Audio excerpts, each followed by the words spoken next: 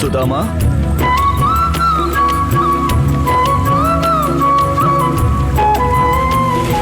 இந்த உலகத்தோட கடவுள், சர்வ சக்திகளை கொண்ட மாபெரும் தலைவன், ராஜாக்களுக்கெல்லாம் ராஜா, மகாராஜா கம்சன். இது எல்லாமே முடிஞ்சு போனதுன்னு எனக்கு தெரியும். ஆனா இது எல்லாத்தையும் யோசிக்கும் போது என்னோட இதயம் துடி துடிக்குது. ஏன் நீங்க அவ்வளோ நேரம் எடுத்துக்கிட்டீங்க? எதுக்காக நீங்க அமைதியா கம்சனோட அக்கிரமத்தை பார்த்துட்டு இருந்தீங்க? ருக்மிணி,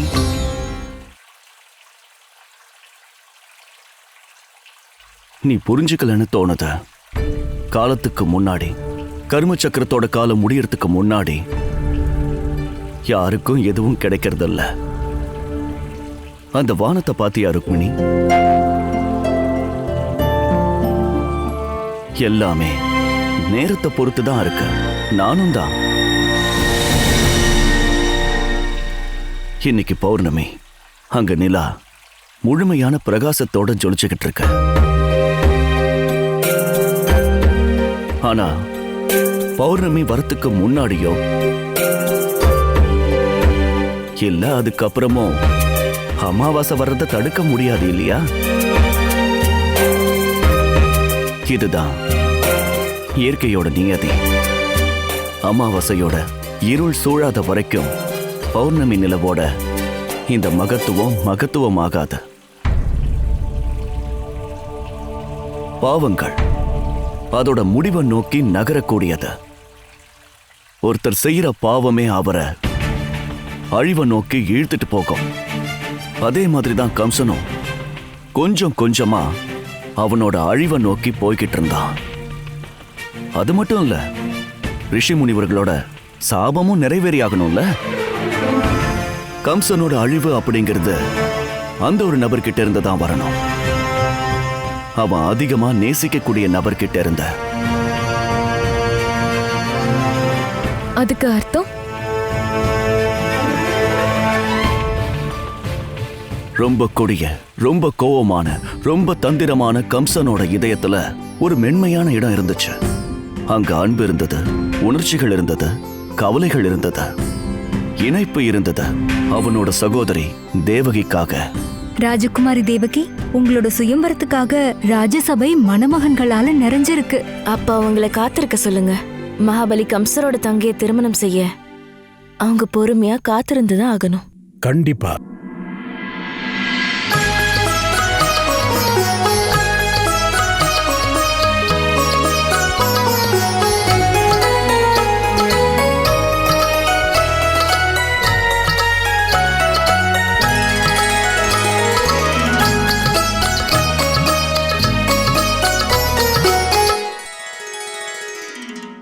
இந்த கம்சனுக்கு இந்த உலகத்திலேயே மிக முக்கியமான நபர் யார் தெரியுமா?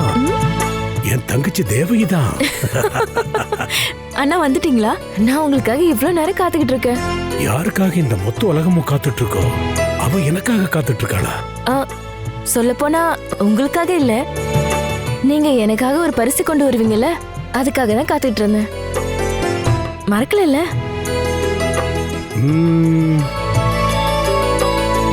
சுவாசிக்க கூட மறந்துடுவேன். ஆனா என் தங்கச்சியோட பிடிவாதத்தை மறக்க மாட்டேன். உனக்கு ஒரு அழகான பரிசு கொண்டு வந்திருக்க. உனக்கு அது ரொம்ப பிடிக்கும்.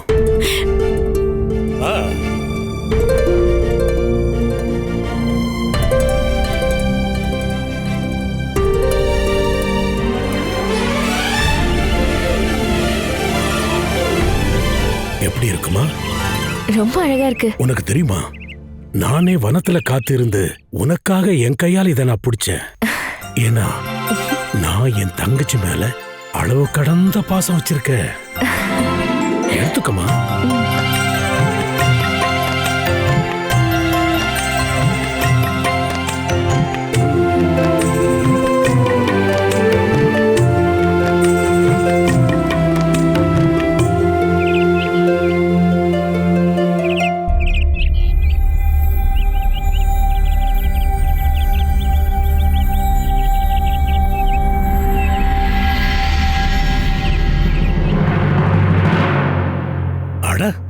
நீ என்னம்மா பண்ற? நீ நான் பட்ட கஷ்டம் எல்லாத்தையும் வீணாக்கிட்டியே தேவகி. ஆனா இந்த பறவையோட கஷ்டத்தை நான் போக்கிட்டேன். நீங்க பாத்தீங்களாண்ணா, ஒரு கூண்டுக்குள்ள இருந்து அது வெளியே பறக்கிறதுக்காக எவ்வளவு துடிச்சிட்டு இருந்தது. ஒரு கூண்டு தங்க கூண்டாவே இருக்கட்டுமே, ஒரு பறவையோட சந்தோஷம் முழு வானத்துல பறக்கிறதுல தான் இருக்கு. ஒரு தங்கத்தட்டுல ராஜபோக விருந்த சாப்பிட்டா கூட ஒரு சுவையான மாங்கனி கீழாகுமா? ஏன்னா அதுதான் சுதந்திரமா இருக்கிறதுக்கான அடையாளம். பறவையோட சந்தோஷம் சுதந்திரமா பறக்கிறதுல தான். ஏன் சந்தோஷம் அந்த பறவையோட சந்தோஷம். அதனாலதான் நான் அதை பறக்க விட்டேன். நீ இதை விடுவிச்சிட்ட தேவகி. ஆனா நீ சுயம்வரம்ங்கிற பேர்ல யாரோடவோ இணைய போற, அதுவும் வாழ்க்கை பூரா. அண்ணா, திருமணம் ஒரு உறவு இல்ல, அது சுதந்திரமான ஒரு உணர்வு. அதே போல என்ன மாதிரி யார் ஒருத்தர் சுதந்திரமா இருக்க விரும்புறாரோ அவரை தான் நான் கல்யாணம் பண்ணிப்பேன். விசித்திரமான ஒருத்தர் பண்ற எல்லா வேலையும் விசித்திரமா தான் இருக்கும். தன்னோட அன்பு தங்க தேவகியோட சுயமரத்துக்காக கம்சன் ரொம்ப விசித்திரமான பரீட்சையை வச்சிருந்தான்.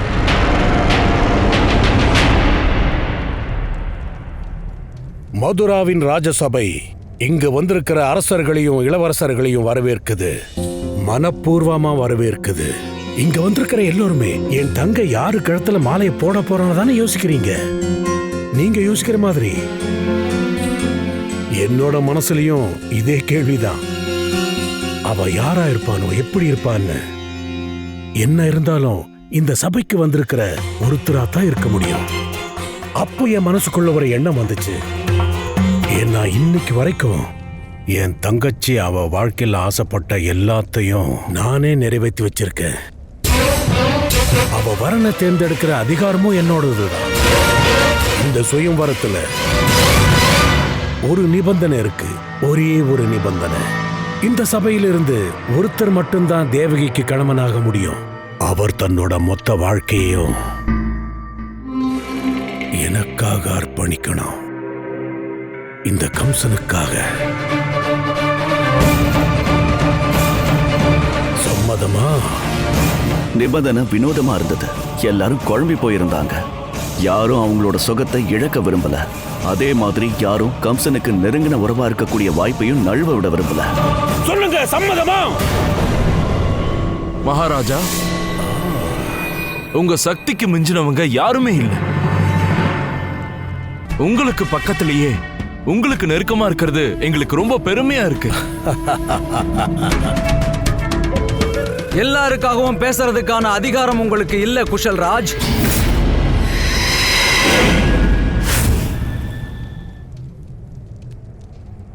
என் அன்பு நண்பா வசுதேவா, நீ என்னோட நிபந்தனைக்கு சம்மதம் இல்லைன்னு சொல்றியா?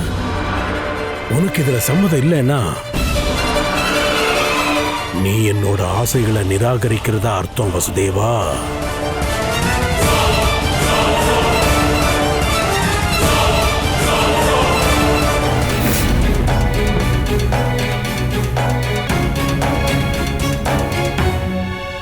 சந்தேகமே இல்ல, நீங்க ஒரு புத்திசாலி மகாராஜா.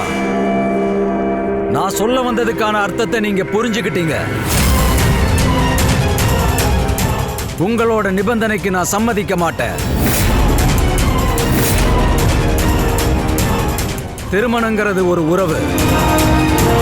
அதுல கணவன் அவனுடைய வாழ்க்கையை மனைவிக்கும், மனைவி அவளுடைய வாழ்க்கையை கணவனுக்கும் கொடுப்பாங்க. திருமணம் அப்படிங்கிற உறவுல கணவனுக்கும் மனைவிக்கும் இடையில மரியாதை இருக்கிறது அவசியம். ஒருவேளை நான் உங்க கட்டுப்பாட்டுக்குள்ள வந்துட்டா அப்புறம் தேவகியால எப்போதும் என்ன மதிக்க முடியாது. அப்ப எங்க மரியாதை இல்லையோ அங்க சம்பந்தம் எப்படி இருக்கும்?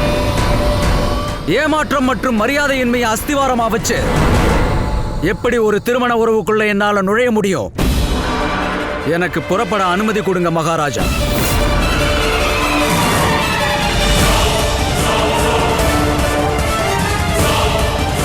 நில்லு.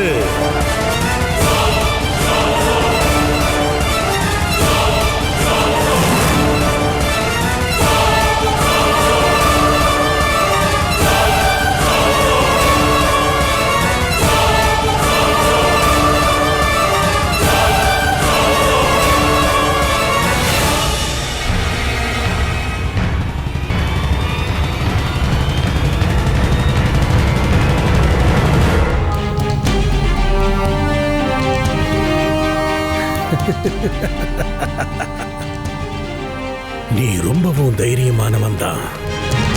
கம்சன் முன்னாடியே தைரியமா பேசுற. என் சக்தியை பார்த்து தேவர்களே பேச பயப்படுவாங்க. அப்படிப்பட்ட என்னையே எதிர்த்து பேசுற அளவுக்கு உனக்கு எப்படி தைரியம் வந்தது?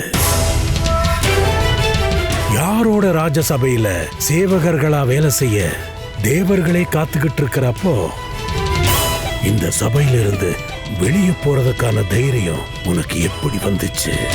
நீயே கொஞ்சம் யோசிச்சு பாரு. இந்த கம்சனை இழிவுபடுத்தினதுக்கு அப்புறம் உன்னை நான் இந்த சபையிலிருந்து போக விட்டுருவனா? இல்ல, இந்த கம்சனை இழிவுபடுத்திட்டு இந்த சபையிலிருந்து போக முடியாது.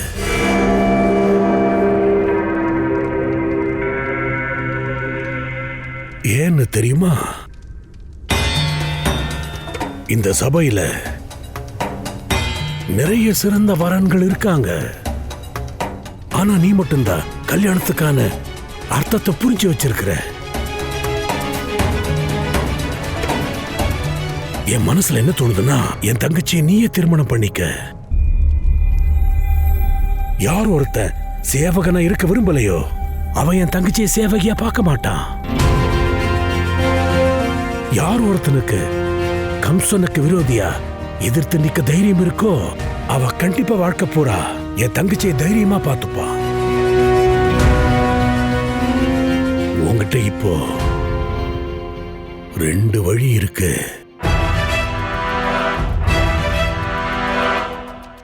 ஒண்ணு, என் தங்கச்சியை நீ திருமணம் பண்ணிக்கணும். 2வது என்ன தெரியுமா? இந்த கம்சன் வாளோட போட்டி போடணும்.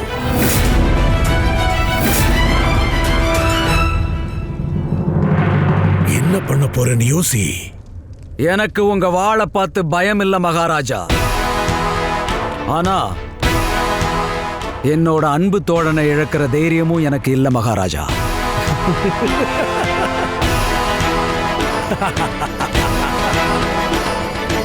என் அன்பு நண்பன் வசுதேவா,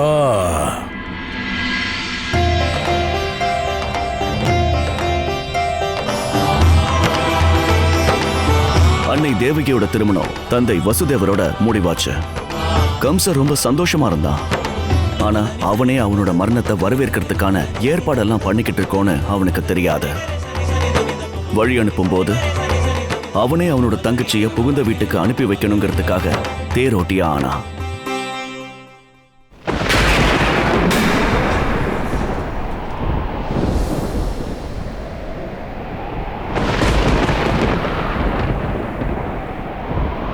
வாமா.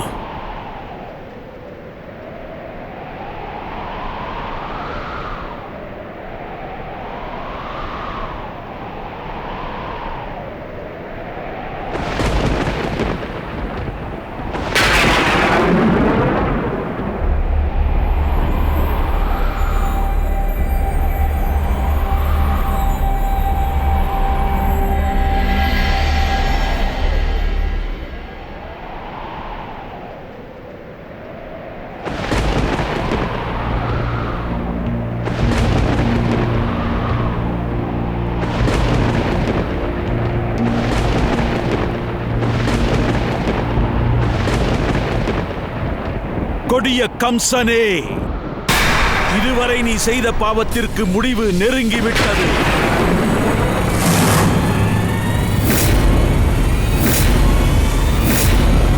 ஆம் கம்சா, உன் மரணம் உன்னை நெருங்கிக் கொண்டிருக்கிறது.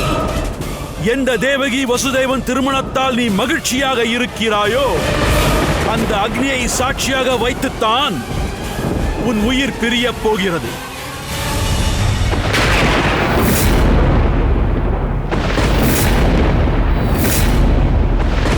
எந்த சகோதரி தேவகி மேல் நீ உயிராக இருக்கிறாயோ, யாருக்காக தேரோட்டியாக மாறினாயோ, அவளுடைய 8வது குழந்தை உன்னை யமலோகத்திற்கு அழைத்துச் செல்லும். தேவகிக்கும் வசுதேவனுக்கும் பிறக்கும் 8வது குழந்தையால் தான் உன்னுடைய வாழ்க்கை முடிவிற்கு வரப்போகிறது.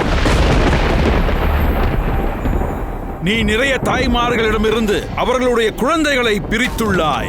இப்பொழுது உன்னை மாமா என்று அழைக்கப் போகிறவன் தான் உனது வாழ்க்கைக்கு முற்றுப்புள்ளி வைக்கப் போகிறான்.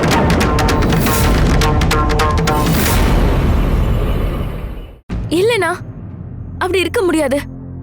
இந்த உலகத்திலே நான் உங்களை தான் அதிகமா நேசிக்கிறேன். நான் எப்படி உங்களோட அழிவுக்கு காரணமா இருக்க முடியும்? என்னோட வாரிசு எப்படின்னா உங்களை கொல்ல முடியும்? இந்த அசரீரி ஒரு பொய். கவலைப்படாத தேவகி, இந்த அசரீரி ஒரு பொய். இந்த மொத்த உலகத்துக்கும் தெரியும் நீ எல்லாத்த விட அதிகமா நட்பை நேசிக்கிறவன்னு. அதத்தான் நீ ரொம்ப அதிகமா நேசிப்ப. எப்படி இப்படி நடக்க முடியும்? அசரீரியோட குரல் உனக்கு கேட்டதா வசுதேவா? எனக்கு கேட்டுக்கிட்டே இருக்கு. என் மருமகன்தான் என் மரணத்துக்கு காரணமா இருக்க போறா.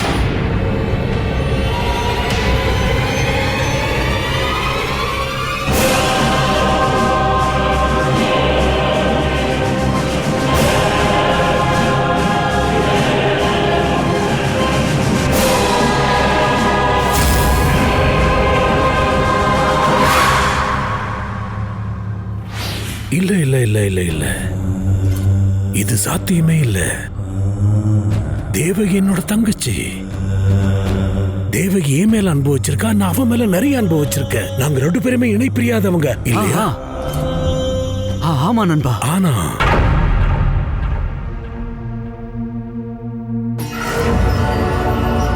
வார்த்தையா வசுதேவா? ஆனால் என்ற வார்த்தையே வாயிலிருந்து வந்துருச்சு. எந்த உறவுக்குள்ள ஒருவேளை ஆனா இருக்கலான்ற வார்த்தையெல்லாம் வருதோ, அப்போ அந்த உறவு மிகப்பெரிய கேள்விக்குறியா மாறிடும். இப்ப நீயே யோசி, என் உயிரை விட அதிகமா நான் எப்படி இன்னொருத்தரோட உயிரை அதிகமா நேசிக்க முடியும்? எனக்கு என்னோட உயிர் ரொம்ப ரொம்ப முக்கியமானது, விலை உயர்ந்ததா தோணுது. இந்த தேவகி விட மதிப்பானது, இவ உயிரை விட மதிப்பானது. கொடுமைக்கார, யார் மேல அவன் அதிக அன்பு வச்சிருந்தானோ ஒரே நொடியில அவங்களுக்கு எதிரி ஆயிட்டான். யாரால அவங்க தங்கச்சிக்கிட்டே இந்த அளவுக்கு மோசமா நடந்துக்க முடியும்?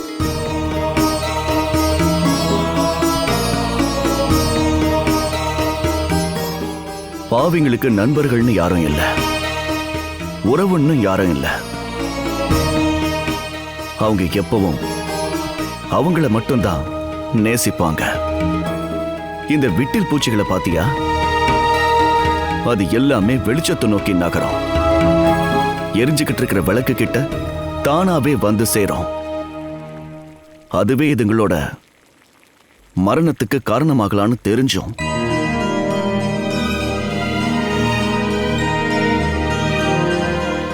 நம்ம எல்லாருக்கும் கூட அந்த மாதிரியே நடக்கலாம். நம்மோட கர்மங்கள் நம்மோட விதியா இருக்கலாம். நம்மோட இந்த துரதிர்ஷ்டம் நம்மள அழிவுக்கே கூட்டிட்டு போகலாம். சில பேருக்கு அவங்களோட முடிவுல அமைதி கிடைக்கும், ஆனா சில பேரோட முடிவுல சமுதாயத்துக்கே அமைதி கிடைக்கும். ஒரு கொடூர மரணம் கம்சனோட விதியா இருந்துச்சு. அதை விட்டு அவன் ஓடணும்னு விரும்பினா. ஏகப்பட்ட குற்றங்களை செஞ்ச ஒருத்தனுக்கு தன்னோட தங்கையை கொடுமைப்படுத்துறது கஷ்டமா என்ன? அது மட்டும் இல்ல, அந்த அசரீரி கூட ஒரு வழின்னு சொல்லலாம். அந்த வழியிலேயே கம்சன் சீக்கிரமாவே அழிவை நோக்கி நகர்வான். அந்த அசரீரிய கேட்டு கம்சன் தன்னோட சகோதரிக்கு செய்ய வேண்டிய கடமைகளை எல்லாம் மறந்தான். அதுக்கப்புறம் அன்னை தேவகிய சிறைக்கு வலுக்கட்டாயம் அழுத்துட்டு போனான். அவனோட மரணம் அதை நோக்கி ஈர்க்குதுன்னு அவனுக்கு தெரியாமலேயே. என்ன மாமானு கூப்பிட போறவனே என்ன கொல்ல போறானா? இதுதானே அந்த அசரீரி? இதுக்கு அர்த்தம் உன் மகன் தேவகி? அது உண்மையா?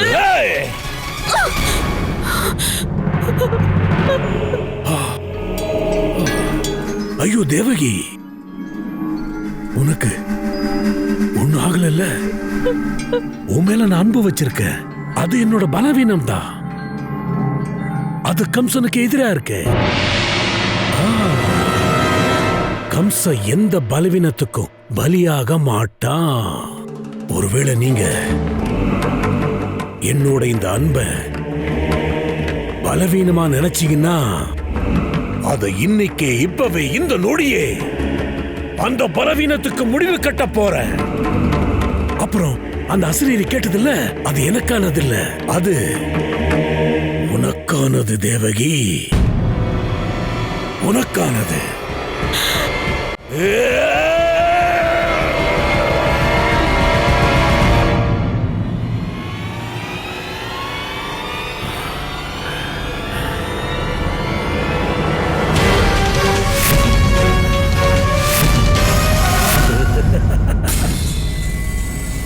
கம்சனோட வாழை பிடிச்சு நீ பெரிய தப்பு பண்ணிட்ட. தப்பு இல்ல, இது என்னோட கடமை. வாழ்நாள் முழுக்க தேவகியை காப்பாத்துவேன்னு அக்னி சாட்சியா நான் எடுத்துக்கிட்ட உறுதிமொழி.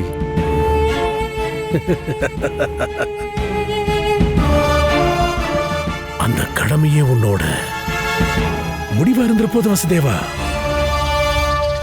என்ன எனக்கு என் உயிரை விட முக்கியமானது வேற ஏதாவது இருக்க முடியுமா என்ன? அத நீயே சொல்லு.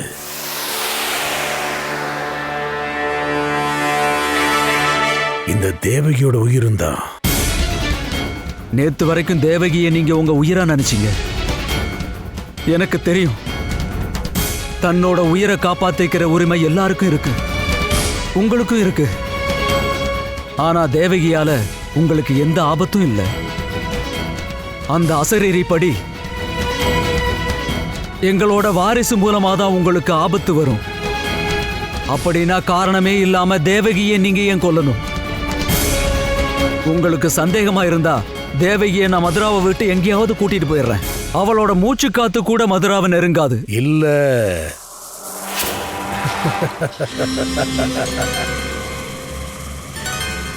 கடமைங்கிறியா? கடமைன்னா எப்பவுமே ரத்தம் சிந்தணும். அது மட்டும் இல்ல வசுதேவா, எனக்கு தேவர்களோட தந்திரமான வழியை பத்தி நல்லா தெரியும், நல்லாவே தெரியும். நான் உங்களோட ஆசை நிறைவேற விட மாட்டேன். ஏன்னா என்னால பயத்தோட நிம்மதியான வாழ்க்கை வாழ முடியாது. அதனால இன்னைக்கே இப்பவே இந்த நொடியே தேவகியை கொல்ல வேண்டியது அவசியம். விலகு!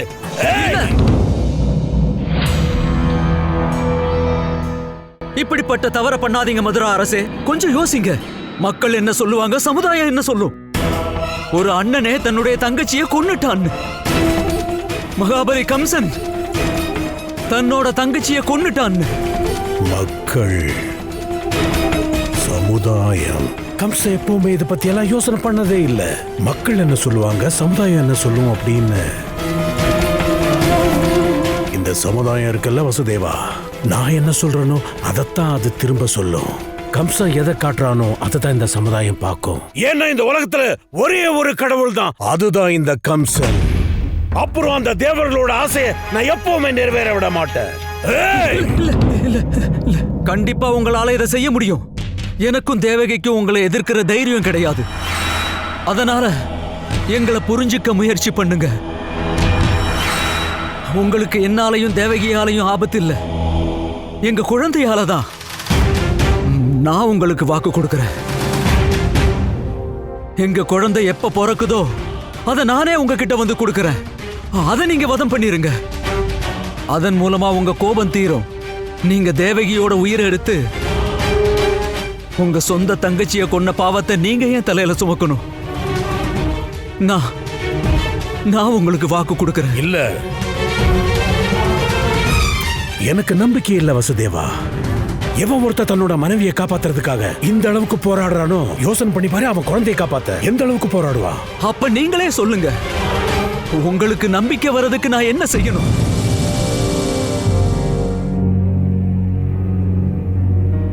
இன்னையிலிருந்து நீங்க 2 பேரும் சிறைச்சாலைக்குள்ள இருக்கணும். உங்க வாழ்க்கை முழுக்க எனக்கு நம்பிக்கை வர்ற மாதிரி நீங்க எனக்கு வாக்கு கொடுக்கணும். உன்னோட ஒவ்வொரு வாரிசும் பிறந்த உடனே என்கிட்ட ஒப்படைக்கணும். சொல்லு, சம்மதமா?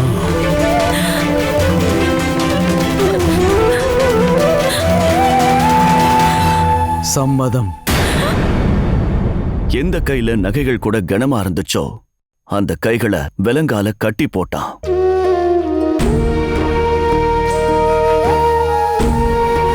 மதுராவோட மண்ணு அன்னைக்கு சந்தோஷமா இருந்தது. எந்த ராஜகுமாரியோட கால்கள் அது வரைக்கும் அந்த மண்ணுல படலையோ அதே மண்ணுல அன்னைக்கு அவளை கட்டி இழுத்துக்கிட்டு போனாங்க.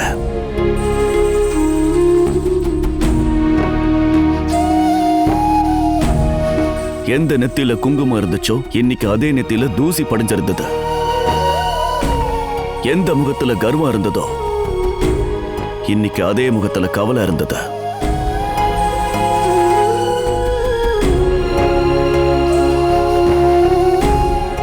அந்த மண் தான் தேவகியோட அலங்காரமா இருந்துச்சு. அப்ப அந்த மண்ணு அவகிட்ட இதுக்கு மேல அதுதான் அவளோட விதின்னு சொல்ற மாதிரி உணர்ந்தா.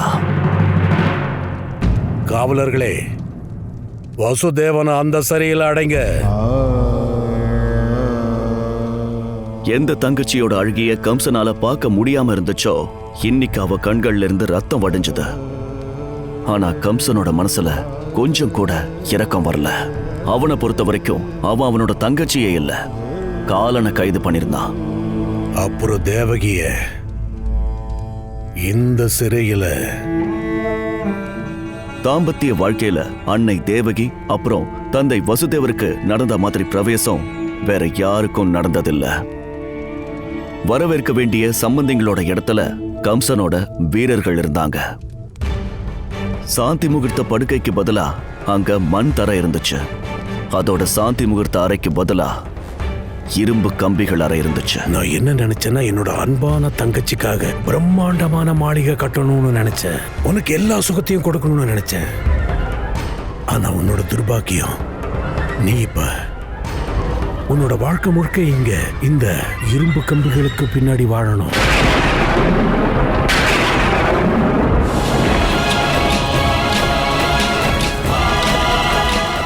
அண்ணா, அண்ணா,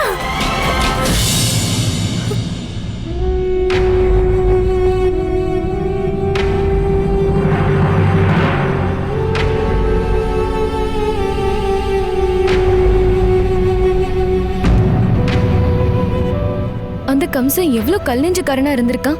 அவன் தங்கச்சின்னு கூட பார்க்காம இந்த அளவுக்கு பண்ணிருக்கான். நான் தான் உங்ககிட்ட சொன்னேன்ல ருக்மிணி, பாவிங்களுக்கு நண்பர்களோ உறவுகளோ இருக்க மாட்டாங்க.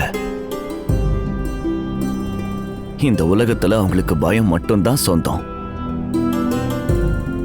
பயத்தை பயன்படுத்தி அவங்க எல்லாரையும் கட்டுப்பாட்டுல வச்சுப்பாங்க. ஆனா அவங்களையே பயம் சூழும் போது அவங்க வம்சத்தை கூட விட மாட்டாங்க. கம்சனோட விஷயத்துல அப்படிதான் நடந்தது. தன்னோட சக்தியை வச்சு எல்லாரையும் பயமுறுத்திக்கிட்டு இருந்த கம்சன் தன்னோட மரணத்தை பத்தி நினைச்சு ரொம்ப பயந்திருந்தான். ஆரம்பத்திலிருந்தே இதயம் இல்லாதவனா இருந்தான்.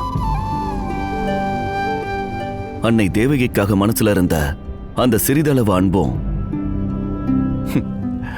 பயங்கர காயம் பட்டதும் அவன் இதயத்திலிருந்து போயிடுச்சு. அன்னை தேவகியையும் தந்தை வசுதேவரையும் அவங்களுக்கு குழந்தைய பிறக்க கூடாதுன்னு தனித்தனி சிறையில அவங்கள அடைச்சிட்டான். ஆனா மாதவா, நீங்களும் உங்களோட சகோதர சகோதரிகளும் எப்படி பிறந்தீங்க? இது என்ன மாயை? ருக்மிணி, நான் பிறக்க வேண்டியிருந்தது. அதுதான் விதியோட கட்டளையா இருந்தது. அன்னை தேவகி என்ன பெத்தெடுக்க வேண்டியிருந்தது. அதனால பிரம்மதேவர் நாரத முனிவரை கம்சனை பார்க்க அனுப்பினார். அவர் கம்சன் கிட்ட பேசி இந்த சூழ்நிலைய மாத்திட முடியும்னு நினைச்சாரு.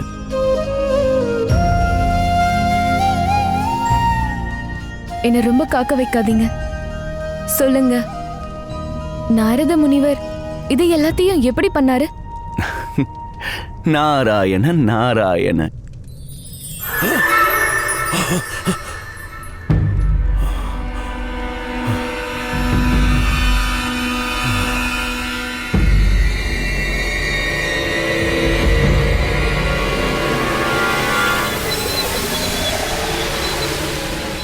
அசரீரியை கேட்டதிலிருந்து என்னால நிம்மதியா தூங்க முடியல. இதெல்லாம் ஏன் நடக்குது? எதுக்காக நடக்குது? என்ன ஆச்சு மகாபலி கம்சா? என்ன கனவுல கூட நாராயணர் உன்னை வதம் பண்றத பாக்குறியா? விடு, நல்லதுதான். சரியான நேரத்துல விழிச்சு மரணத்தின் வாசல்ல இருந்து தப்பிச்சு வந்திருக்க. நல்ல வேலை. கனவுதான். நிஜமா இருந்திருந்தா உன்னால இவ்வளவு சுலபமா மரணத்துல இருந்து தப்பிச்சிருக்க முடியாது. யாரு? முன்னாடி வா. யார் அது? இல்ல நான் என்ன பண்ணுவேன் மதுரை அரசே? என்னையும் வதம் பண்ணிடுவியா? இந்த அப்பாவி நாரதன நாராயண நாராயண. வணக்கம் மகாபலி கம்சா.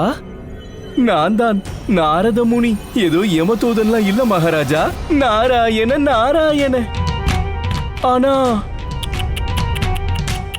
இது என்ன மகாராஜா, நீங்க ஏன் இந்த நிலைமையில நின்னுகிட்டு இருக்கீங்க?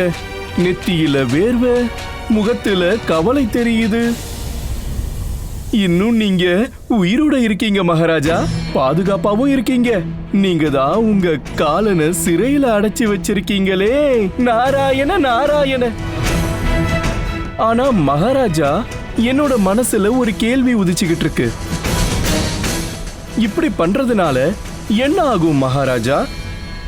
நேரம் வரும்போது சிறைச்சாலையின் அனைத்து பூட்டுகளும் தானாவே திறந்துக்கும். எல்லாத்துக்கும் மேல மகாராஜா, உங்களுக்கு ஏதோ ஒரு எதிர்கால கணிப்பும் வந்திருக்குன்னு நான் கேள்விப்பட்டேன். வந்திருக்குல்ல? ஆமா, நான் அதை கேட்டேன். அப்புறம் அதுக்காக தான் தேவகிய, என் தங்கச்சி தேவகிய நான் சிறையில் அடைச்சு வச்சிட்டேன். நாராயண நாராயண. மகாவீரர் கம்சர், மகா சக்திசாலி கம்சர். தேவர்களுடைய இந்த சின்ன பயம்புறுத்தலால பயந்துட்டீங்களா மகாராஜா? ஒருவேளை இதே மாதிரி நீங்க பயந்து உங்களுடைய வாழ்க்கையை வாழ்ந்துகிட்டு இருந்தீங்கன்னா அப்புறம் மரணத்துக்கு முன்னாடியே நீங்க பல தடவை இறந்திருப்பீங்க மகாராஜா. நாராயண நாராயண. போதும்.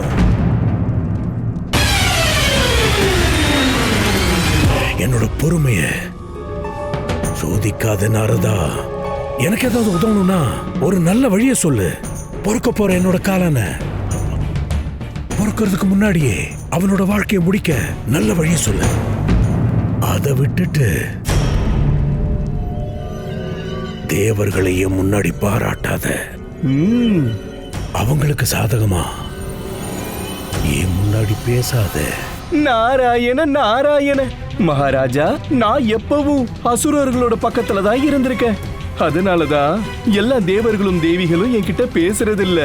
நீங்க மறந்துட்டீங்க. நீங்க கம்பீரமானவரு, பராக்கிரம வீரர். இவ்வளவு பெரிய வீரனா இருந்தும் மகாராஜா, நீங்க பொறுக்க போற குழந்தைய நினைச்சு இப்படி பயப்படுறீங்க. ஏன் மகாராஜா, ஏன்? நீங்க ஒருவேளை இந்த காலத்தை ஆள நினைச்சீங்கன்னா காலனின் மேல் இருக்கும் பயத்தை தூக்கி எறியுங்க. மகாராஜா, கொஞ்சம் நல்லா யோசிச்சு பாருங்க. ஒருவேளை உங்க பிரஜைங்களுக்கு தெரிஞ்சதுன்னா நீங்க மகாபலி கம்சர், மகாவீரர் கம்சர் இவ்வளவு பயந்திருக்கீங்கன்னு தெரிஞ்சா அப்புறம் அவங்க உங்களை மதிக்க மாட்டாங்க மகாராஜா. எல்லாத்துக்கும் மேல உங்களோட எதிரி கூட உங்களை பலவீனமா நினைப்பா. காலத்துக்கு முன்னாடியே காலனுக்கு நீங்க அடிமையாயிடுவீங்க மகாராஜா. நாராயண நாராயண.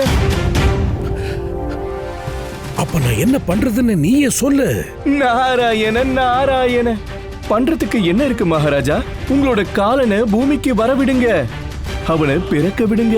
வசுதேவன் மற்றும் தேவகியுடைய 8வது குழந்தை வரட்டும். அப்ப நீங்க பயம் இல்லாதவர்னு எல்லாருக்கும் தெரிய வரும். அப்ப தானாவே அவங்களுடைய மனசுல உங்க மேல பயம் உண்டாகும் மகாராஜா. எல்லாருக்குமே புரிய வையுங்க. மகாபலி கம்சர், கம்பீரமான கம்சர், தன்னுடைய வீரத்தால எந்த ஒரு எதிர்கால கணிப்பையும் அசாத்தியமாக்க முடியும்னு பண்ணி காட்டுங்க மகாராஜா. மகாராஜா, நீங்க எப்பவும் உங்களோட சக்திகளை மனுஷங்க மேல பயன்படுத்திருக்கீங்க. ஆனா அந்த தேவர்களுக்கும் கொஞ்சம் உங்களுடைய சக்திகளையும் உங்களுடைய வீரத்தையும் காட்டி விடுங்க. உங்களோட காலனை பிறக்க விடுங்க, அப்புறம் அவனை வதம் பண்ணுங்க. அப்புறம் பாருங்க மகாராஜா, எந்த ஒரு தேவரும் எதிர்காலத்துல எந்த ஒரு எதிர்கால கணிப்பும் பண்ணணும்னு நினைக்க கூட மாட்டாங்க. நாராயண நாராயண. கம்சனோட மனசுல நாரதர் அகங்காரத்தையும் குழப்பத்தையும் ஏற்படுத்திட்டாரு. கம்சன் தான் யாருக்கும் பயந்தவன் இல்லைன்னு சமுதாயத்துக்கு நிரூபிக்க நினைச்சான். அதனால அவன் அன்னை தேவகியும் தந்தை வசுதேவரும் ஒன்னா வாழ அனுமதிச்சான். விதியோட விளையாட்டு, விதியோட மாயை. சிறை கம்பிகளுக்கு நடுவுலையும் முதல் வசந்தத்தை அன்னை தேவகிக்கும் தந்தை வசுதேவருக்கும் வழங்கிச்சு. அன்னை தேவகியோட முதல் குழந்தை பிறக்க இருந்தது. பொறுத்துக்கோ தேவகி, இந்த வலியெல்லாம் கொஞ்ச நேரத்துக்கு தான். நம்மளோட முத குழந்தை சீக்கிரமே நம்ம கையில இருக்கும். பிரசவ வலியில அன்னை தேவகி இருந்தாங்க. ஆனா அதை விட அதிகமா எதிர்பார்த்து காத்திருந்தது கம்சன் தான். அவன் ஒவ்வொரு நொடியும் நேரத்தை எண்ணிக்கிட்டே இருந்தான். கொஞ்சம் பொறுத்துக்கோ தேவகி, பொறுத்துக்கோ.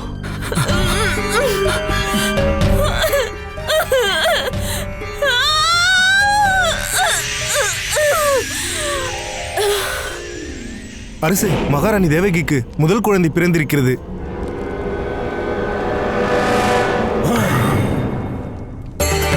பாரு தேவகி, நம்ம குழந்தை எவ்வளவு அழகா இருக்கான் பாரு. இவன் எவ்வளவு மனோகரமா இருக்கான். இவனை நாளெல்லாம் பார்த்துக்கிட்டே இருக்கலாம் போல இருக்கு.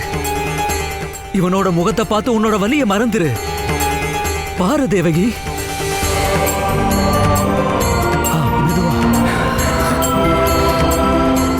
ஒண்ணும் இல்ல, ஒண்ணும் இல்ல.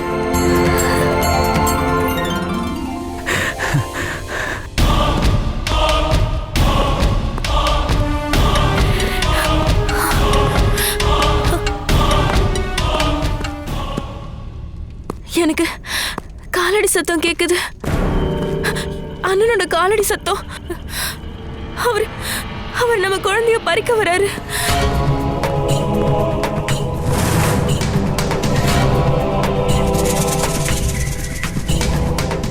உன்னோட மனச கல்லாக்கி வச்சுக்கோ தேவகி. நம்ம குழந்தைய நாம கம்சன் கிட்ட கொடுத்தாகணும். நாம வாக்கு கொடுத்திருக்கோம். என்ன வாக்கு? அந்த வாக்கு தூக்கிடுங்க.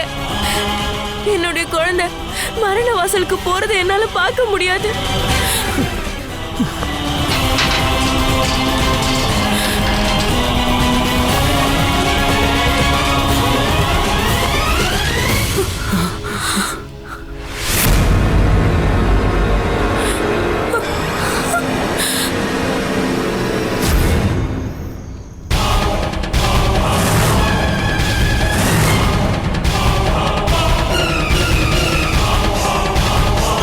தேவகி, ஒரு குழந்தைய பெத்தெடுக்கிற சுகத்தை நீ அனுபவிச்சுட்ட. இப்ப காலனை வதம் பண்ற சுகத்தை இப்ப என்ன அனுபவிக்க விடு. இந்த குழந்தைய என்கிட்ட கொடு. எப்படி உன்னால இப்படி பண்ண முடியும் நண்பா? இந்த அப்பாவி குழந்தையோட உயிரை எடுத்துறாத. இவனை விட்டுடு. இந்த அப்பாவி குழந்தையோட உயிருக்காக என்னோட வாழ்க்கை முழுக்க நான் உனக்கு அடிமையாவே இருக்கேன். உனக்கு சேவை செய்யறேன். இல்ல இல்ல இல்ல இல்ல வசுதேவா, ஐயோ, என்னோட வாழ்க்கையில எனக்கு அடிமைகளே தேவையில்லை. எனக்கு என் உயிருக்கான உத்தரவாதம் தான் தேவை. அந்த உத்தரவாதம் இந்த குழந்தை கிட்ட தான் இருக்கு. குழந்தை என்கிட்ட கொடுத்துருங்க. எனக்கு வேற எதுவுமே வேண்டாம். ஞாபகம் இல்ல, அன்னைக்கு நீதானே எனக்கு வாக்கு கொடுத்த, உனக்கு பிறக்கிற ஒவ்வொரு வாரிசையும் என்கிட்ட கொடுப்பேன்னு. நான் உங்களுக்கு வாக்கு கொடுக்கிறேன். எங்க குழந்தை எப்ப பிறக்குதோ அதை நானே உங்ககிட்ட வந்து கொடுக்கிறேன். அதை நீங்க வதம் பண்ணிருங்க. நீ வாக்கு கொடுத்திருக்க. எனக்கு இந்த குழந்தை வேணும். இல்ல, இந்த குழந்தை என்கிட்ட கொடுத்தே ஆகணும். இல்ல கம்சா, என்ன தடுக்காத. தள்ளிப்போ, தள்ளிப்போ. ஏய், கொடு.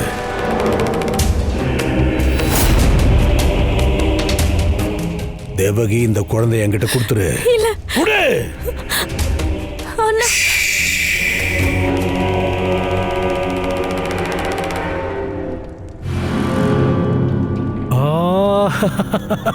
எவ்வளவு அழகா இருக்கான். கங்கை தேவகியோட வாரிசு. ஆனா இவ எனக்கு காலம். இப்ப பார்க்கலாம் யாருக்கு யாரு காலன்னு. உனக்கு நானா, எனக்கு நீயா?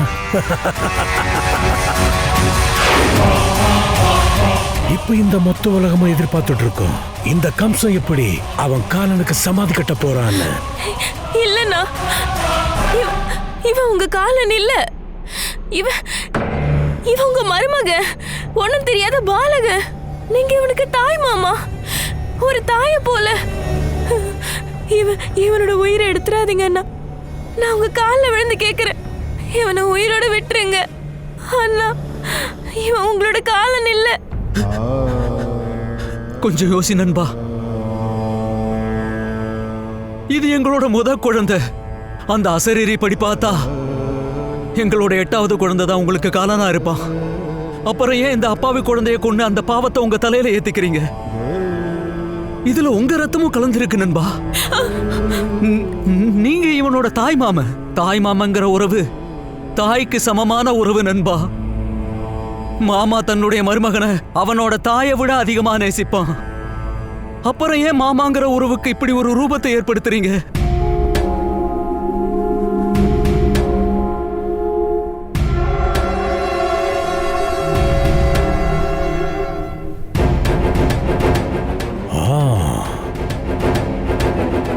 நீங்க 2 பேரும் சொல்றது என்னவோ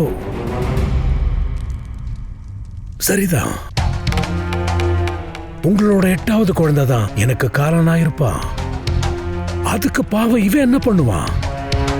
இப்ப இந்த கம்சம் மொத்த உலகத்துக்கு முன்னாடி உதாரணமா இருக்க போறான். என் மனசுக்குள்ள வெறும்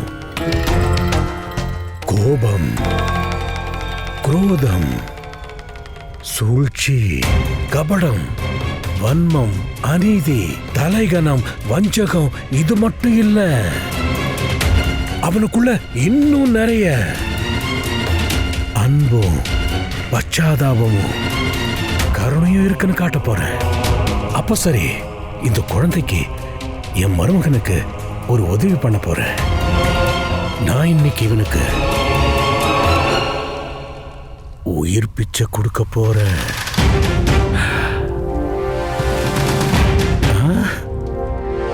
ரொம்ப யோசிக்காத. என் மனசு மாறதுக்கு முன்னாடி வாங்கிக்க. இந்த வாங்கிக்க. பொறுமையா.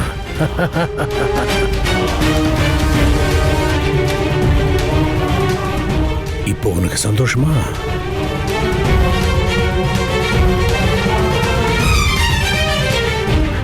ஆனா உங்களுக்கு பிறக்கிற 8வது குழந்தைய என் கையாலேயே வதம் பண்ண போறேன். இதே கைகளாலதான்.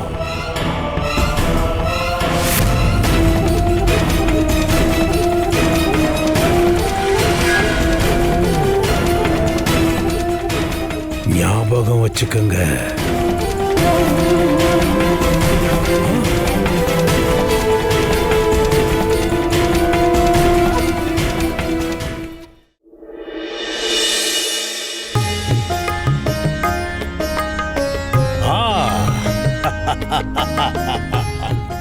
நாராயண நாராயண. வணங்குகிறேன் மகாராஜா. வணக்கம் தேவரிஷி. என்னோட அரசவைக்கு உன்னை வரவேற்கிறேன். வந்து உட்காருங்க. இந்த அழகிகளின் அழகான நடனத்தை பாருங்க. நாராயண நாராயண. மகாராஜா, நானும் நடனத்தை பார்க்க தான் வந்திருக்கேன். காலத்தின் மரண நடனத்தை, உங்களோட முட்டாள்தன நடனத்தை. மகாராஜா, உங்களோட மனசுல ஆடிக்கிட்டு இருக்கேன் அத.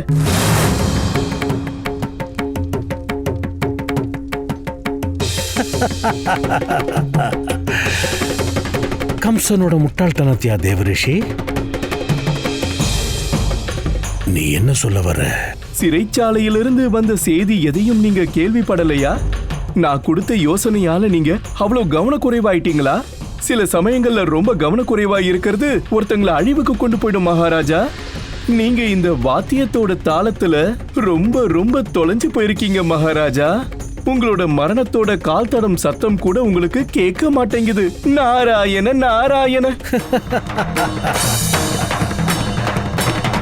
கம்சன் மரணத்தோட காலடி சத்தம் எனக்கு கேட்கல. நிறுத்துங்க.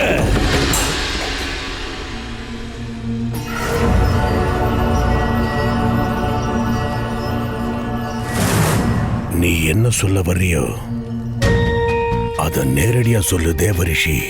நாராயண நாராயண. வாங்க மகாராஜா, ஒரு புதிர் சொல்றேன்.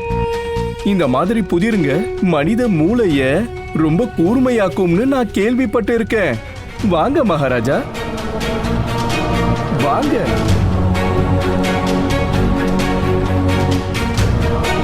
மகாராஜா, இது உங்களுக்கு தெரியுதா? இது 8 சின்ன சின்ன மரத்துண்டுங்க. இது முதலாவது, இது இரண்டாவது, இது மூன்றாவது, இது நான்காவது, ஐந்தாவது, ஆறாவது, இது ஏழாவது, அப்புறம் இது எட்டாவது. கவனமா பாருங்க மகாராஜா. நாராயண நாராயண.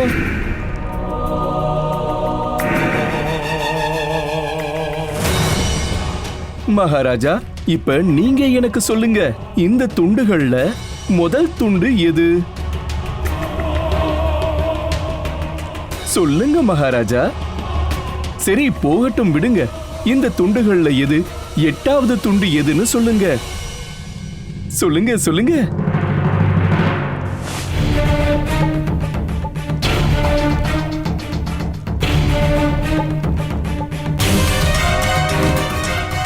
இந்த கம்சங்கட்டிய விளையாடுறியா? இதோட விளைவு என்னவா இருக்குன்னு உனக்கே தெரியும். நாராயண நாராயண. விளைவுகளை நீங்க தான் ஏத்துக்கணும் மகாராஜா. நான் வெறும் உங்களை கடவுளோட விளையாட்டுல இருந்து காப்பாத்துறேன். இப்படியும் கூட இருக்கலாம்ல மகாராஜா. ஒருவேளை தேவர்கள் உங்களோட புதிர் விளையாடலாம். முதல் துண்டு எது? எட்டாவது துண்டு எது? ஒருவேளை இப்படி இருக்குமா மகாராஜா? முதலாவது எதுவோ அதுதான் எட்டாவது, எட்டாவது துண்டு எதுவோ அதுதான் முதலாவது.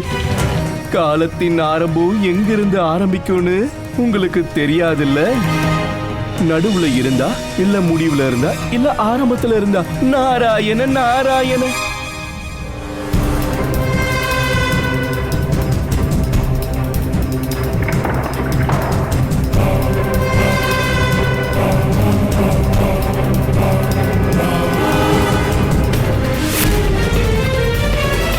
அண்ணா,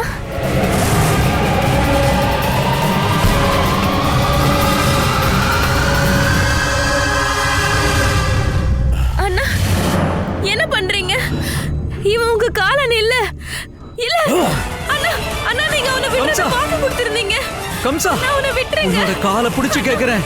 நான் உங்க கால்ல தயவு செய்து எங்களோட குழந்தையை விட்டுரு. அண்ணா, அவனை விட்டுடுங்க. விட்டு, தயவு செய்து குழந்தையை கொடுத்துரு. விட்டு, விட்டு, அண்ணா கொடுத்துரு குழந்தையை.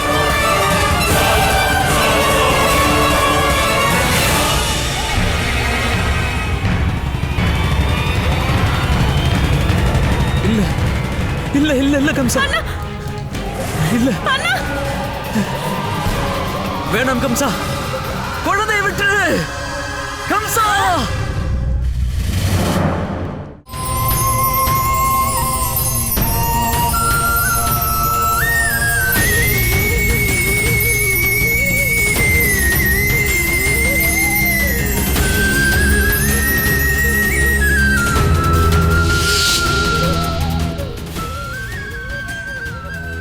மகாராஜா மகாராஜா, ஒரு பெரிய குழப்பம் ஏற்பட்டிருக்கு. என்னாச்சு?